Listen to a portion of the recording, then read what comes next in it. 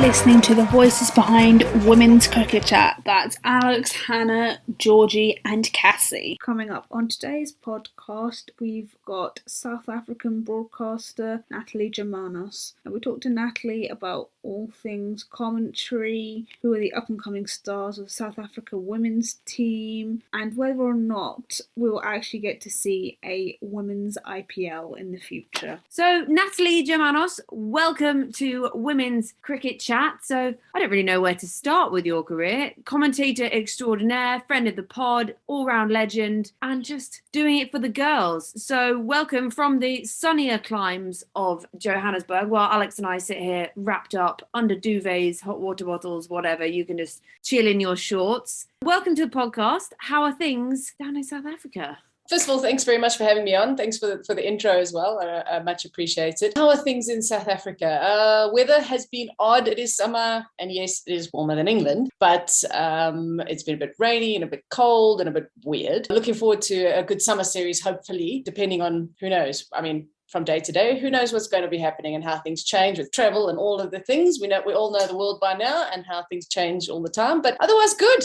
South Africa's good. It's sunny. It's a happy place. People are good. So far, so good. And so, what is it that you are up to at this current moment in time? What's the next project? So I'm busy with research because the Indian men's team is in South Africa and we've got the first test match on Boxing Day. So it's a series we always look forward to. India looking to win their first test series in South Africa. So that could be interesting as well because they've done it everywhere else. So looking forward to what they're going to put up there, what South Africa is going to do too. Also doing some research ahead of the men's under-19 World Cup because I'm fortunate enough to be part of that. So I'm looking forward to that next year. And so obviously test matches, you're commentating on the men's test matches, which is just amazing. As a female commentator, what was it like getting into that and doing your first test match? Because that is the stalwart of cricket, really. It's where it all began.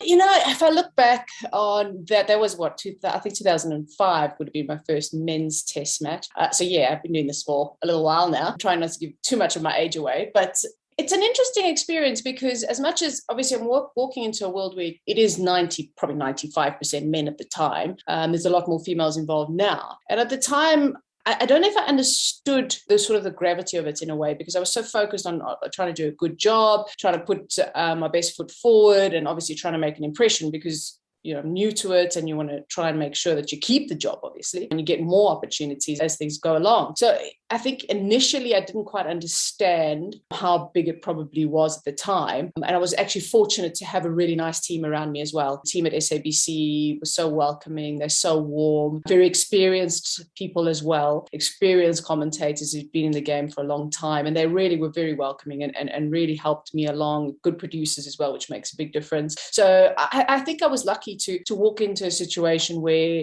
they were very open to me being there for a start. And I suppose in many ways, I just saw it more as like an opportunity to learn from some past players, to be amongst some of the legends also. So it was a really good experience. Obviously, it's tough. It's very stressful. And you don't want to make any mistakes, even though everybody makes mistakes. You don't want to be that person that makes a mistake on air. But, it happens and you move on, you learn from it. And I'm fortunate enough that I'm still doing it. I think Boxing Day will be my 93rd test match, I think it is now. Sadly, I've only done one women's test match, unfortunately. It's all been men's test matches, but I hope to do more women's. That's because there aren't enough women's test matches. No, yeah, exactly. Not nearly enough. And I'm hoping that now that India has played a really successful series against Australia, that we might see a few more. I'm hoping for that.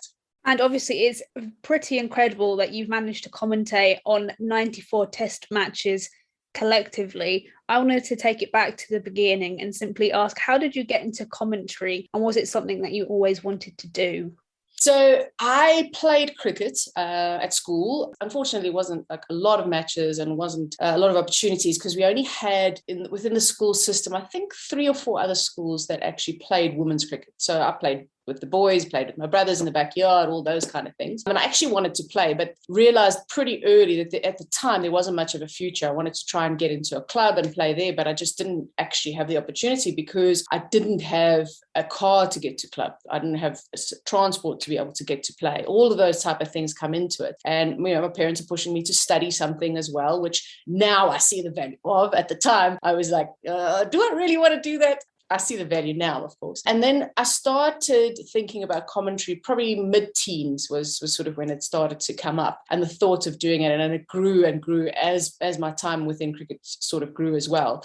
And my studying as well, all those things sort of started to come together. And I was lucky enough that I was playing volleyball, and I was actually with a fitness trainer at Gauteng Cricket in Johannesburg. And he gave me a contact at SABC, spoke to a producer, and they were like, yes, we're looking for some female voices. We need to try and see if we can maybe diversify. We'll give you maybe a little bit of an interview or maybe an audition, that type of thing. And as I was just trying to sort of get all that together, the producer phoned me and they're like, well, the Women's World Cup semi-finals are in Poch and we'd like you to work on that. So sent me a contract, I signed. And the first game I did was World Cup semi-final 2005. Mel Jones was playing in that, and Charlotte Edwards and everything. So it's all people that I'm now working alongside as well, which is absolutely amazing. And I did my first commentary stint on my birthday. So it was a very memorable occasion, also to be great to be working on women's cricket as well at the time. What a birthday present. Yeah, and every year it comes around, at least now I remember my commentary anniversary as well. It's quite easy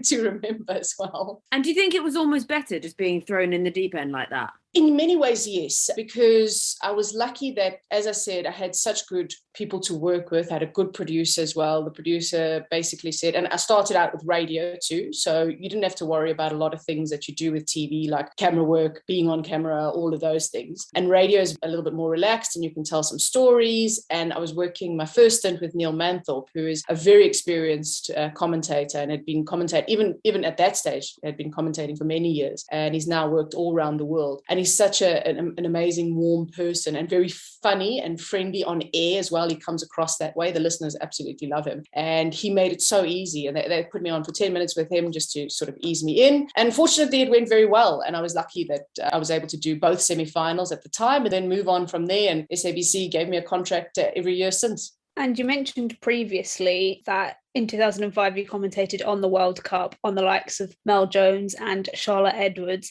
How do you go from commentating on them to now commentating with them, and what kind of mind shift do you have to do?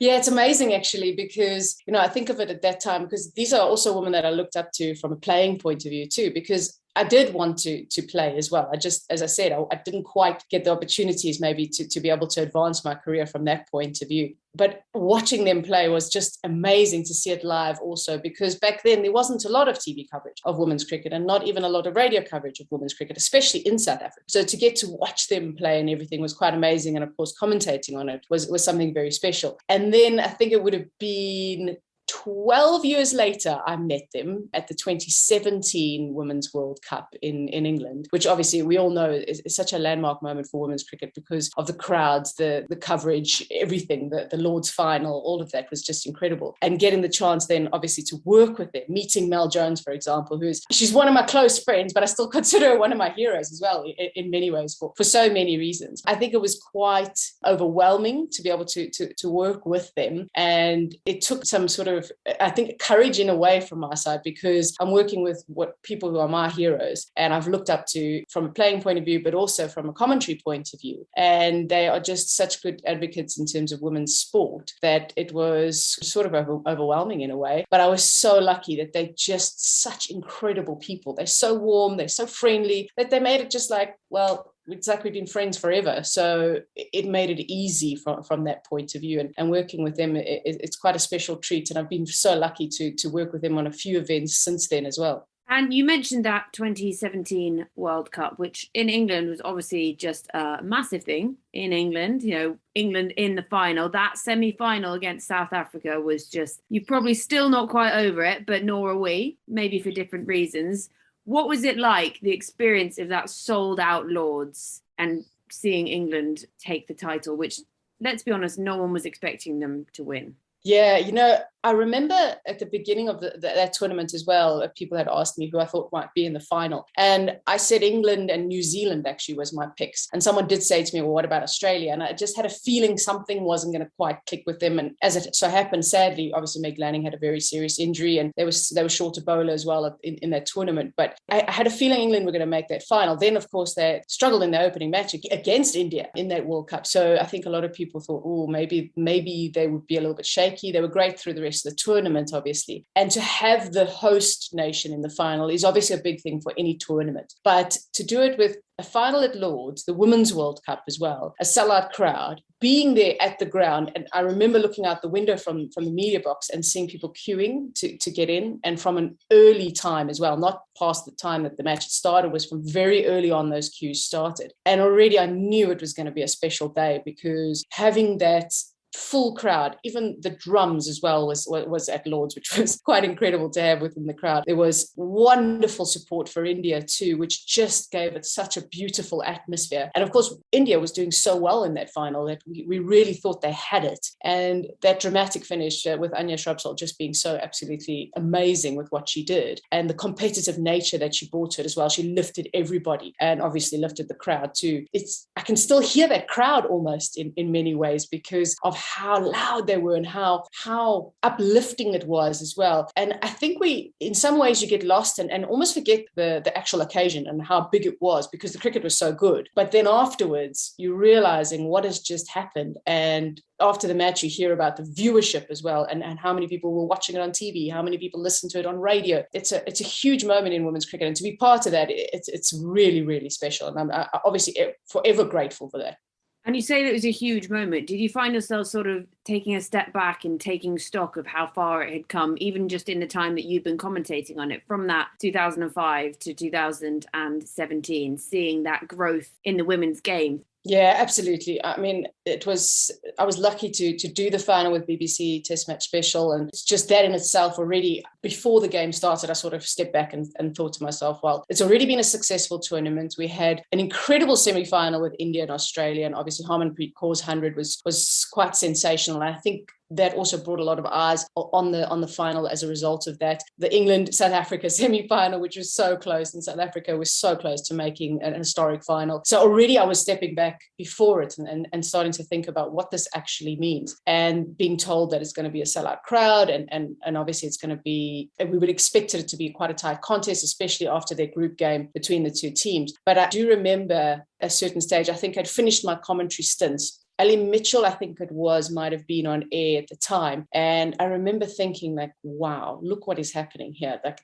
we're getting into obviously a very tight finish. The crowd is into it. I know Ebony Rainford-Brent was in tears when England won, obviously tears of joy, and it meant so much to her too. So to even be in the box with that's quite special, because it's such a big moment for somebody who played for England and obviously was such an amazing person for England, and now is a great ambassador for the game too. So to be able to be part of that, it is very special. And I've got great memories of just standing there in the box and looking through what is an incredible view of Lord's through our box there at the media centre, and just thinking, wow, now what? It was almost that thought of, now what? Like, what can happen next? Like, this is just going to get better and better, and it has since then. Yeah, so you mentioned 2017, the 50 over World Cup being sold out. Then in 2020, we had the T20 World Cup sold out to 86,000 people, which is insane. Would you consider them to be landmark moments in women's cricket? Yeah, I think certainly 2017 is, and we can say that for sure, because we've seen what's happened since then in terms of coverage. All of a sudden, even bilateral series are being covered on TV and on radio more often than we've ever seen before. World Cups are being fully covered as well, which is phenomenal. And even in 2018, where the West Indies were playing, we had great crowds in St. Lucia. It was such a good atmosphere. And I think that was carried along from the 2017 50 over World Cup. 2020, I think it's almost tough to say it would be a landmark moment. It has to be almost, because 86,000 people is absolutely phenomenal, plus all the hundreds of millions of people who watched it on TV too. But I feel like we haven't yet been able to see the effects of it, unfortunately, thanks to a little thing called COVID, which has sort of broken the world in a way. It feels like it's a little bit broken, but I don't think we've quite been able to see the effects of it just yet, because so many series, unfortunately, have had to be postponed or cancelled. Even some events like, for example, the Women's Under-19 World Cup, which was something we were all looking forward to, and know that is also another one of the next steps we need to take. That's unfortunately had to be moved as well. It was a huge day. It was a huge tournament. It was so well organised. It was so well planned. And Australia should take a lot of credit for what was a phenomenally successful tour and successful tournament. But I feel like maybe we haven't quite had the privilege, I would say, of seeing what the effects of that tournament should be on the women's game.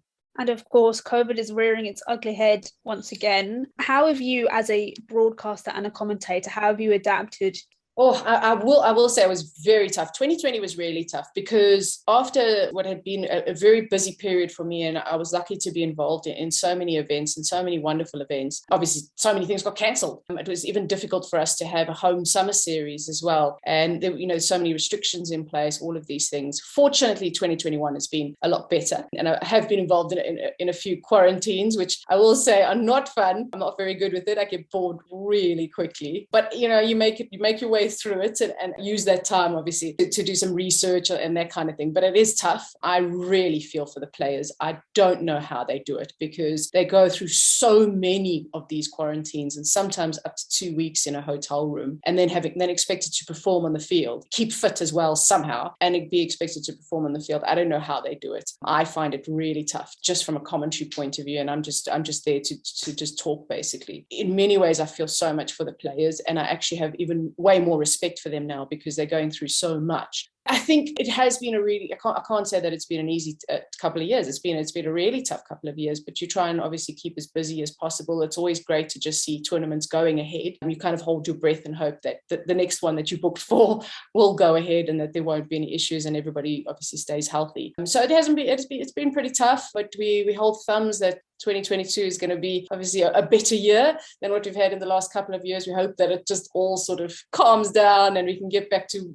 We say that COVID has had negative impact on a lot of aspects in sport. But if we look retrospectively at the 100, which obviously was cancelled in 2020 and then came back in 2021, had a lot of restrictions put in, but we had the double headers, and actually there seemed to be quite a positive impact on the women's game of those, of more people coming to see them, getting more coverage, being at the big grounds. Is that something you would like to celebrate, or do you think that it'd be nicer if they could get that as a standalone thing? I find that it's sort of almost the question, same as do we put a price on ticket sales, for example, for some women's games, or should we just make it for free? Because maybe if it's for free, more people might come in. But then the question is, you want to give it a value. You don't want people to think that the women's game doesn't actually have a value. You want their tickets to have a value. So that's sort of like a very big balancing act I think a lot of people have to have. And it's the same for me with double headers.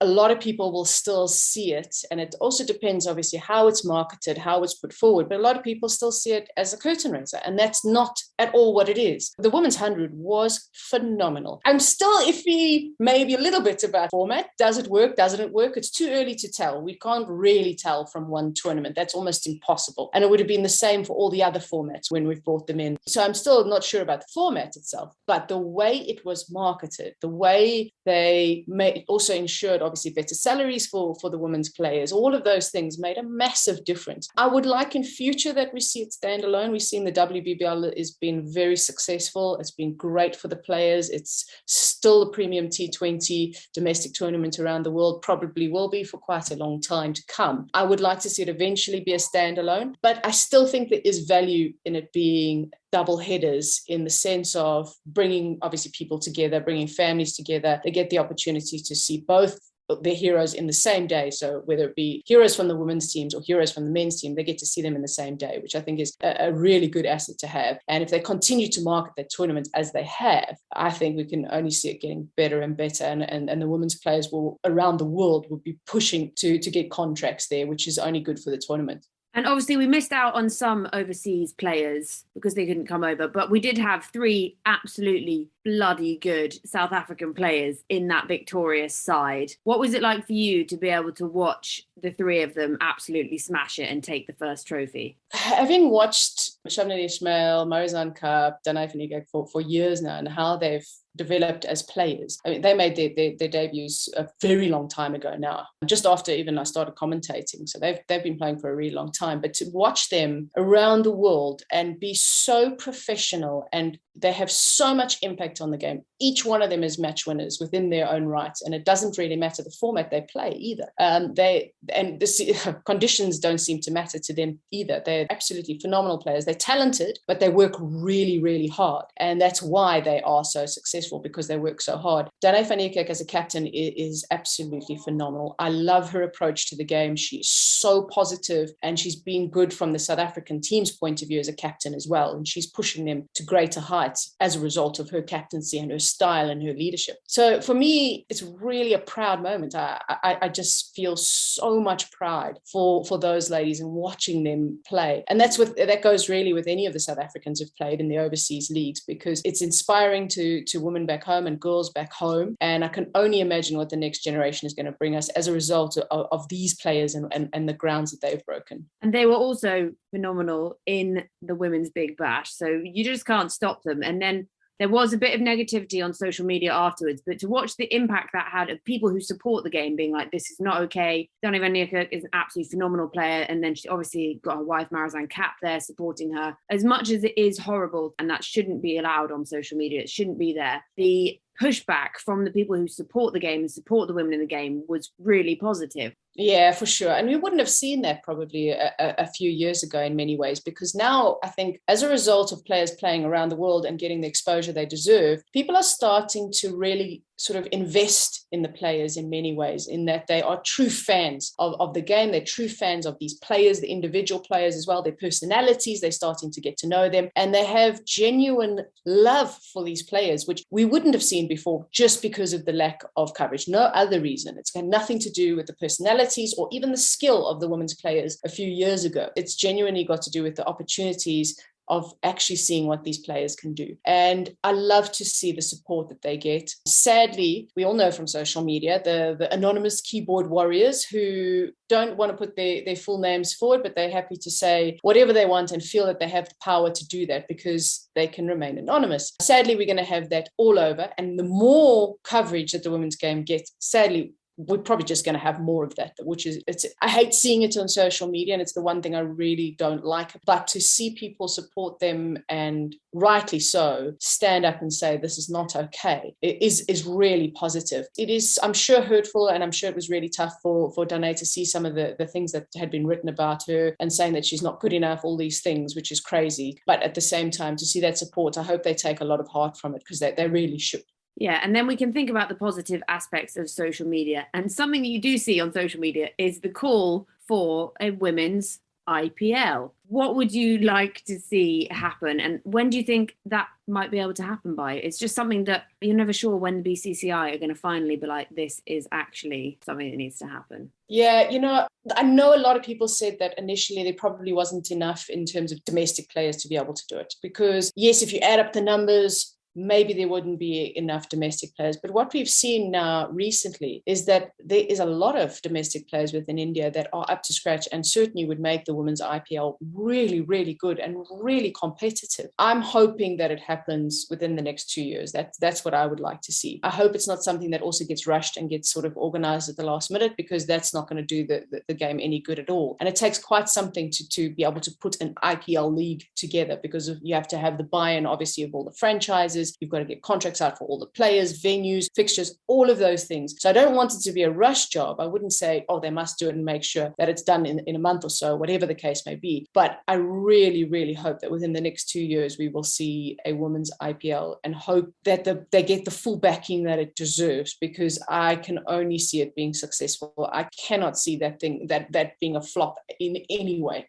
And who from South Africa would you like to see play in the women's IPL if it were to happen?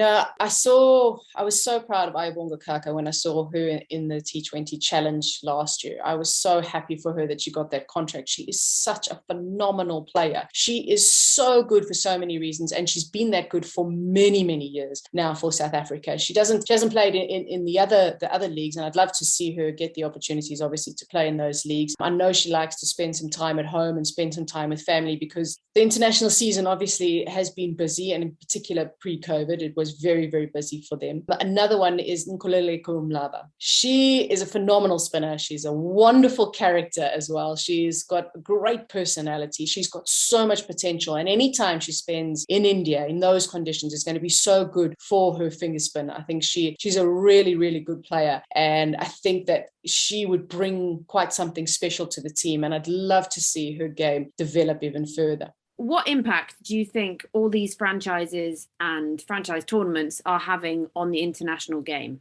Oh, well, we're finally seeing that an opportunity to make a career out of cricket for women's cricketers, which is just incredible. And starting to also see a push for proper domestic contracts back at home for each of the countries, which is really good to see as well, because you cannot build a depth within your international team if you don't have players back home, domestic players actually getting paid to play. They have to be, because how do they carry on and how do they keep it to the standards that they need to be make the jump to the international side? So these franchise leagues around the world are pushing boards back home to make sure that they get professional contracts in for the girls, ensure that they've got a career to move forward and have the chance of actually doing something very special with a career. If they don't make the international side, possibly they could just be playing in the T20 leagues, which obviously that's also nothing wrong with that either. So these franchise leagues are so important to the game. It's obviously having an opportunity for players to come together from other countries, which is great because you're learning from some of the best. Australia has obviously got it right when it comes to the WBBL and how they've done it. The standard is phenomenal. We've seen fielding just get better and better just through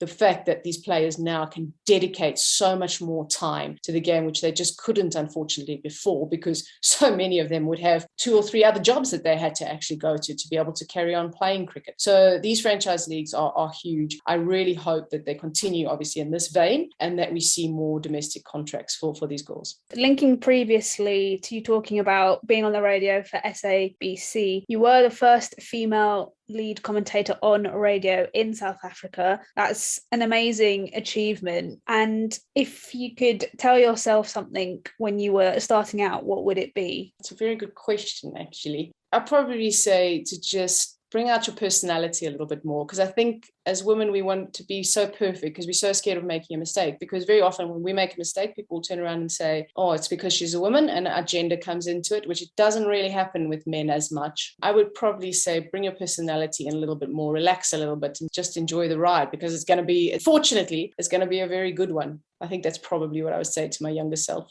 Talking rides, women's cricket has been on quite a ride since then. We've now got to the point, we've got qualifiers for T20 World Cups, 50 over World Cups, and we've got associate nations here, there and everywhere. And it's been fantastic. And obviously, recently we had to have the cancellation because of COVID. But how great has it been for you to see how many more nations have been popping up with really top quality sides? Obviously, I really feel for Thailand and what happened. That was the playing conditions. Sadly, there's not much anybody can do about COVID and the situation, obviously, that they faced. So I really felt for them, but I'm so excited to see how they have developed in these last couple of years. The investment that has been put in by their board is showing. They've put a lot into the women's program, and we're starting to see the benefits of that. I hope what that means is that we're going to end up seeing teams like Ireland and Scotland, for example, who have been around for a little while and had a bit more experience, that is going to pull their games up even more, because that can only be good for the women's game. Been great to see what's happened even in Namibia and Zimbabwe, both those countries, and how those two teams have come up and the investment that has been put there.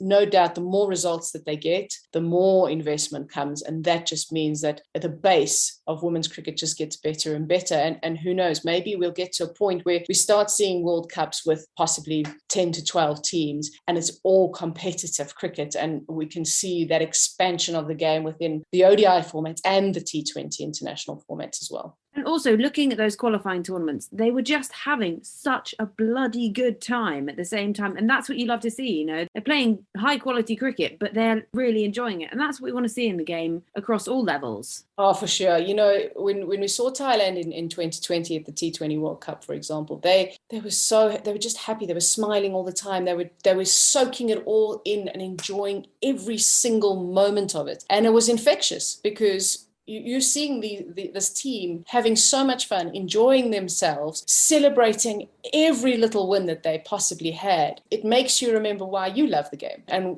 why you have a passion for the game. And it brings that out in you. And I think it just makes you either a better commentator, a better administrator, a better coach, whatever your job is within the game. It just makes you better. So to see how the women have come through in these other teams and how much they love the game, it really reminds you of why you love the game and how important the game is, and that always the game should be central no matter what is going on around you. And so we were unlucky enough that those qualifiers couldn't get finished, but it's still exciting. We have got the 2 World Cups coming up over the next year or so. Who have you got your eye on? You know, people are going to say I'm biased, but I really believe that South Africa has a serious chance at the 50 over World Cup in New Zealand. It will depend a lot on fitness of players. There are certain players that are such big name players for South Africa that they'll be hoping that's fit. I know Shabneen Ismail, for example, has been going through a serious rehabilitation. She said that she's just about back to her normal bowling, normal pace. She feels like she's probably coming back stronger, but I'm sure it's been a pretty frustrating period for her trying to come back from injury. But it sounds like she's on the mend and should be ready for the World Cup. So I really believe South Africa has a real chance at the 50 over World Cup. Obviously, Australia will always have a chance. They're such a good one-day outfit. They're very difficult to beat. I'd be interested to see how England goes as well within this World Cup, because I think in many ways in 2020, things weren't quite 100% right. There's a few combinations they probably didn't get right within the T20 World Cup then. So I'd be interested to see how they go. They've got a phenomenal captain in Heather Knight too, and she's such a good leader. She's been in great form herself in this last year. I would say those are probably my top 3. India is always going to be a factor. I think for them, it's just more a case of selection and who they go with and getting that selection right and finding the right balance. But I really believe that South Africa's got a serious chance in New Zealand for the 50 over World Cup. And you said you're intrigued to see how England will go. The Ashes kicks off on the 27th of Jan and finishes on the 19th of Feb. Do you think whoever loses the Ashes, that's going to have a negative impact on how they perform in the World Cup? I think it depends probably how it goes within the ODIs, in particular within the Ashes. You know, the Test match so often can obviously swing things within the Ashes and that sort of thing, but I think there'll be so much focus on the 50 over format that is going to be pretty crucial. And knowing Australia, obviously, if they, for example, were to win the ODI series in particular, they would use that. They know they'd have a mental edge and they know how to use it and use it well. And they would be able to use that in New Zealand because everybody plays everybody. So they know they're going to have that encounter. And that game in 2017 was huge in Bristol when England ended up beating Australia. And that would have given England so much confidence to take it through and eventually take it home, which of course they did. So it would be a really big game, England-Australia within the 50 overs. And the Ashes could have, I'm not too sure the overall result within the Ashes will have much of a play, but definitely that ODI series will be quite big. And it would be interesting to see who's obviously got, I almost want to say, the courage to make that first move, which could actually end up being pretty crucial within that series. And you've mentioned previously that you commentate on both men and women's matches. What are some of the differences commentating on male matches in comparison to female? The women don't waste any time. That's the best part about it. They get through their overs. You don't have those periods in the ODIs when you're thinking, is this match ever going to end? Because they just get through their overs. And there's none of that sort of messing around, and they get through it. I enjoy watching the women's game for the skill that is on show, because I think in many ways, we all know it's obviously slower. The women don't bowl as quickly as the men do, but it gives you an opportunity to see their skill on show probably a little bit more in a way than the men's game. They generally play on slower wickets. So you have to be full of skill as a bowler in particular, whether it be spinners in terms of maybe slowing the game down, maybe a little bit more flat, possibly trying to find that extra bit of spin. From a seamer's point of view, it's the cutters that come into play, all of those things, that it's so great to watch that on show. And we've also seen such an improvement within the fielding within the women's game over the last few years. And it's been really good to see that, because the commitment is huge from the women's players. The men's game, the obvious thing is obviously the men, and they bowl a lot faster. The power game, yes, men are obviously more powerful, and generally, if you look at the stats, they hit the ball further and hit a few more boundaries. But the women's game has changed so much in that respect over these last few years, and we're seeing a lot more boundaries hit. We're seeing women hit it over the men's boundary as well, not just over the women's boundary. So that is starting to sort of almost catch up in a way.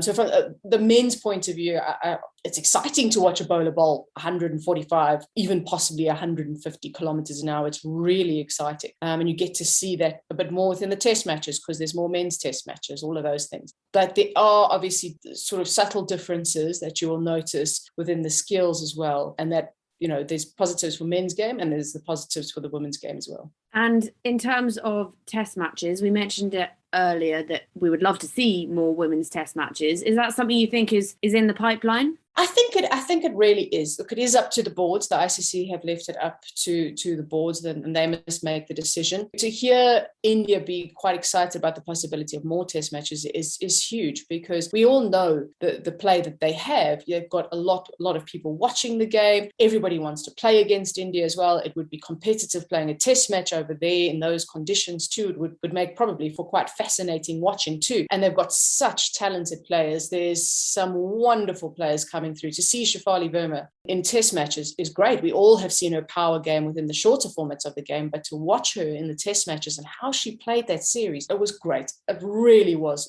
wonderful entertainment. So, I think if India can push for a little bit more within the test matches, we all know that Australia is always going to play England in a test match. We at least have that. But now we need to see the other boards pushing it. And I'd like to see the Ashes series style actually being played pretty much between most of the countries, because I think that's very exciting format. You get your ODIs, T20s, and a test match all within one, which is not a lot of extra time within a tour, because you would normally play the 3 ODIs and possibly 3 T20s anyway. So you're asking for an extra few days with the test match, and then it just makes it even more exciting that it's all pulled together as to who wins the whole thing. So I believe there's going to be more of it. I'm also hoping there's going to be more of it as well, and holding thumbs for it too. On the topic of women's test matches, which are currently 4 days, would you like to see them as 5 days? I understand why people sort of called for the 5-day format because of the last test match, where if there was an extra day, maybe we would have seen a result. But we've been talking about men's test matches probably being reduced to 4 days. The thing for me about it is, what can boards afford? Because that 5th day costs a lot of money. And that's why a lot of the boards were talking about maybe making men's test matches 4 days, because sometimes it doesn't go to a 5th day for a start. So that costs your broadcaster a lot of money because there's no live game. It's obviously an extra day. Very often you don't get crowds in for that 5th day as well. So that makes quite a big difference. So it does cost a lot of money. So now we need to see what is good for the game. We want to make sure that it's sustainable so that you can take it forward, and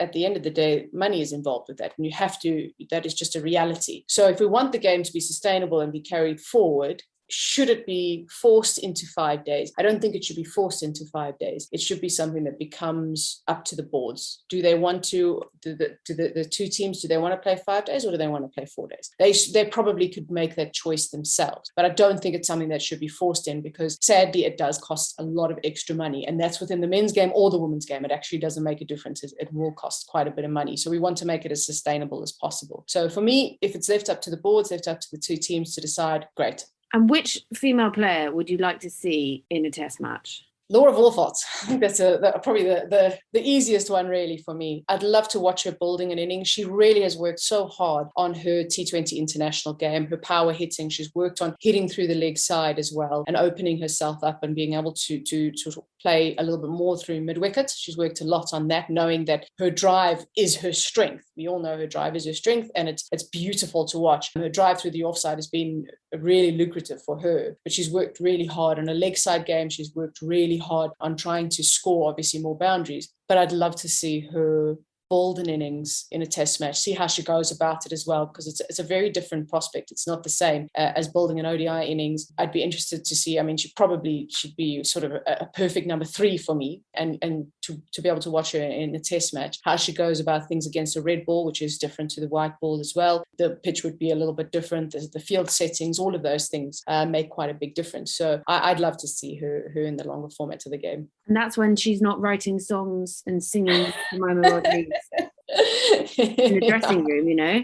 And so would you She's say a phenomenal talent, that's for sure. yeah, she's cool, isn't she? Would you say that she's one of your stars to look out for over the next year, or who else would you have your eye on? Yeah, Laura is definitely one to look out for. Lizelle Lee has been in really good form as well, particularly in the one day international. She's had a phenomenal year. The 100 she scored against India was great to watch. And she next year in that World Cup will be obviously a big player for South Africa, that's for sure. Again, Mlaba, our finger spinner, left arm finger spinner, she'll be quite exciting to watch, I think, within that format as well. But, South Africa, I suppose in some ways, I want to say they've got an aging team, but when you look at the average ages, it's not that high. It's just that they've played for so long. They made their debut so young that they've been within international cricket for such a long time. So I'm interested to see how much longer some of those players actually will be playing the game, because it's a long time to be touring and playing cricket and all those type of things. So I'm very interested to see when the next generation starts to come through, because right now South Africa have a very good squad of 15 that they've relied on, and also most of them very, very experienced players too, which is a plus.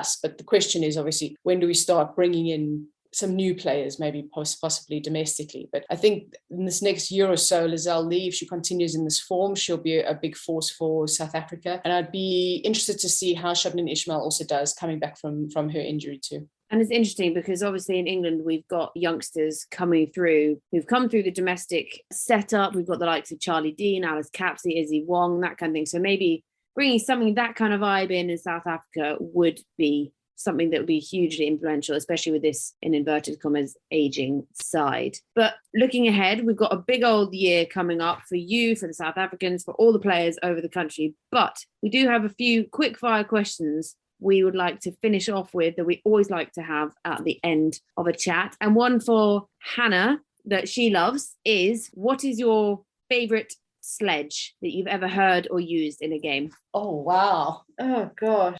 I actually can't think of one at the moment, apart from ones that are probably not for broadcast, really, actually. I'm probably a little bit more rude. Goodness me.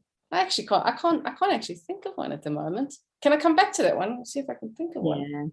Yeah. Maybe you're just too nice. I was actually the quiet one on the field whenever I played. Hannah also likes to ask, what is your favourite tea item at a standard village cricket tea? Probably carrot cake. That's probably something that I really like. Yeah, that would be my favorite, I think. Not something you should be having at tea, but yeah, carrot cake would be it. It's a vegetable. That's what I keep telling myself. It's a vegetable. Favorite game you've ever commentated on? I would say probably the Women's World Cup semi-final 2017. As much as it was very tough to watch South Africa lose in that situation from a biased point of view, it was such an exciting game. It meant so much, and to see how the players had developed and knowing that the potential that they have and what they could do moving forward, which we ended up seeing within the T20 World Cup, I would say probably that game. Yeah, 2017 Women's World Cup semi-final, England, South Africa. Favourite person you've commentated with? Oh, that's a tough one. I've got quite a few. How many am I allowed to give? I do have to give one. You can give a couple. Okay. Give you one male and one female. Okay. One male is also, it's really tough actually, but I'd probably say Nasser Hussain. It's very, very tight. There's a lot of, obviously, like an Ian Bishop, for example, is phenomenal and he's wonderful to work with. There's something about Nasser that I really enjoy working with because he's funny. He's obviously a brilliant commentator. He's got a lovely way about him. Women's commentator, it's pretty tough between Mel Jones and Ebony Rainford-Brent. I would say it's pretty tough between the two of them. Even Lisa Stalakas also, she's fantastic to work with. If I had to choose, I'd probably say Mel Jones. I think she would probably be the one that I would have to pick, but it's very, very tough to choose. Favorite place you've ever commentated? It'd be easy to say somewhere like St. Lucia because it's St. Lucia. It's, you being in the islands there. It's pretty nice over there. But the Wanderers is probably my favorite place to commentate when it's full and the atmosphere is at its best when that ground is full, because it's really tough to beat that atmosphere at the Wanderers. The best from a commentary point of view, as in seeing the commentary position, is actually probably Port Elizabeth in South Africa. That you almost feel like you're on the field. You actually have to stand up to see the boundary that's close to you. So that's how close you are to the field, and you're almost on the same level as the field as well. So that's a commentary position, but the ground itself would be the Wanderers when it's full. Who is your commentating hero? Ian Bishop is my commentating hero. his way of doing things it's very, very special because he's so good at giving analysis without criticizing and making it sound like he's trying to put the player down. He's also so measured. He thinks about what he's going to say. He's funny. He's well researched. Yeah, he I would say that. Yeah, he's definitely the one I look up to. Outside of cricket, what was the last TV series you binged? Funny enough, watched The Crown for the second time. I did enjoy that quite a lot the first time around. That and is it Gracie and Frankie that's on Netflix? I really enjoy that one. There's quite a few. I'm actually a binge watcher of series. So like House, I don't know if you ever watched House, the series. I've watched that probably easily 10 times, the whole series. So I'm one of those people who sits down and like will binge watch a whole series and a few times over. It won't be once. I'd watch it a few times over if I enjoy it. Last book you read? It's I'm trying to think of now what it is called, but it's actually about wildlife. It's by James Henry. He's a guide that is actually pretty famous in South Africa, and actually I think he's from England if I'm not mistaken. He wrote a book on a couple of boys going through to become guides and that sort of thing. I just can't remember what it's called. It might be something like The Wild or something like that. But that was the last one that I read. Okay, Battle of the Captains. Heather Knight versus Dani van Niekerk. I'm going to say Dani van Niekerk, and yes, you're going to say I'm being biased, but I'd love her approach to the game. I think it's a winning approach to the game. Not that Heather Knight doesn't have one, of course she does, and she's very influential. But yeah, Dani. It would be, if I had to choose, would be Dani. And if you can ask Father Christmas, I know this is coming out in January, but you asked Father Christmas for one thing. What are you going for? The end of COVID. Is that okay? Is that too much? You know what? We'll all join you on that one. Do you prefer commentating on cricket or the Olympics? It's pretty tough because the Olympics I haven't done nearly enough of. I really enjoyed anything that I have done so far, and I haven't physically been to an Olympics yet. I've done it off screen, and I enjoy that commentary a lot, the presenting everything from that point of view. So if I had to choose between the two now, it would definitely be cricket. I'd never had that experience of being at an Olympic Games yet to know what it's actually like.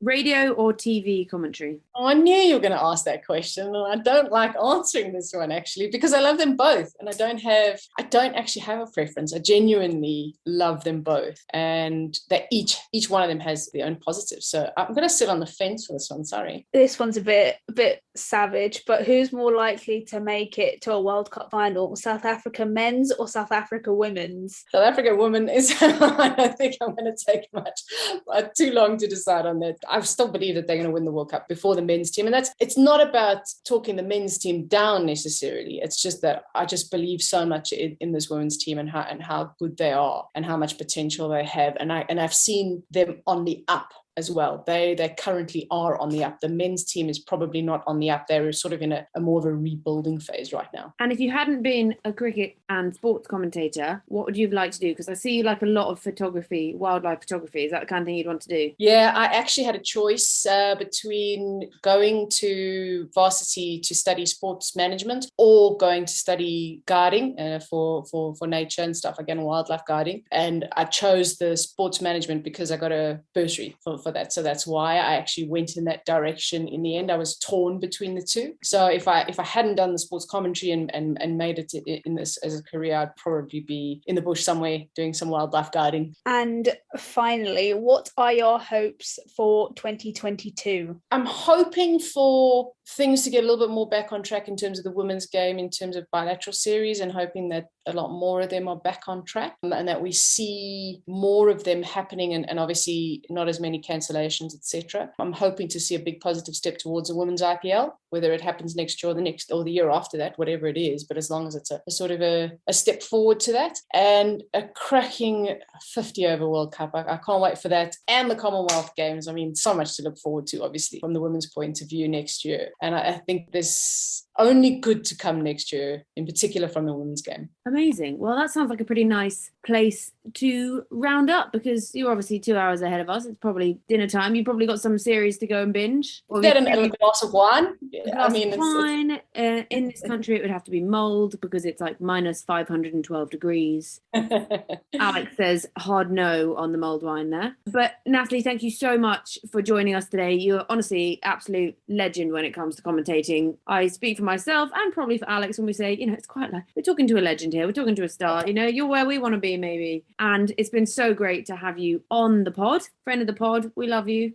And thank you so much for talking all things women's cricket, men's cricket, everything. And just keep doing what you're doing. Thank you so much for having me. It's been an absolute pleasure to talk to both of you. I love what you're all doing with the podcast. I am so looking forward to more in this next year or so. You guys are doing such a great job. Thank you so much for everything you're doing as well. And awesome to chat. Massive thank you to Natalie for coming on and being a guest on the podcast. It's really interesting to hear her thoughts on the women's game and the major differences between commenting on men's matches and women's, and also her brilliant thoughts on how to create a women's IPL and not just do it willy-nilly, but to have it clear and concise and structured. And to all our listeners, if you want to keep up to date with everything we're doing, you can follow us on Twitter at WCricketChat, on Instagram at Women's Cricket Chat, and if you want to give us a like on Facebook, we are Women's Cricket Chat.